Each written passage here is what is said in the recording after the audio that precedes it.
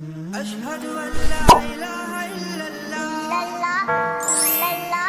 अशहदु अल्ला इलाहा। एक सवाल ये आया है कि फेफड़े का मरीज़ खारिजी ऑक्सीजन रोज़े की हालत में ले सकता है या नहीं।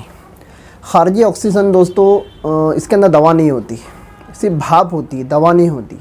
जिस तरह से इन्हेलर के अंदर दवा होती है, मेडिसिन होती है, उस तरह से खारिजी जो ऑक्सीजन लिया जाता है इसके अंदर दवा नहीं होती है।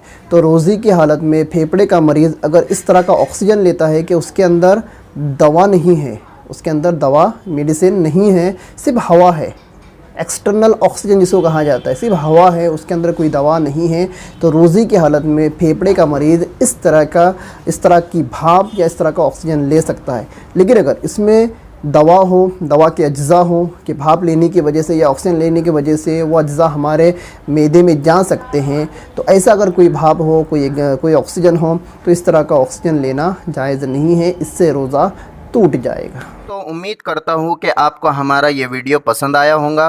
तो फिर देर किस बात की, हमारा चैनल सब्सक्राइब करो, बेल आइकन प्रेस करो ताकि आपको नई नई वीडियो की नोटिफिकेशन मिलती रहे। जज़ाकल्लाहु खैर।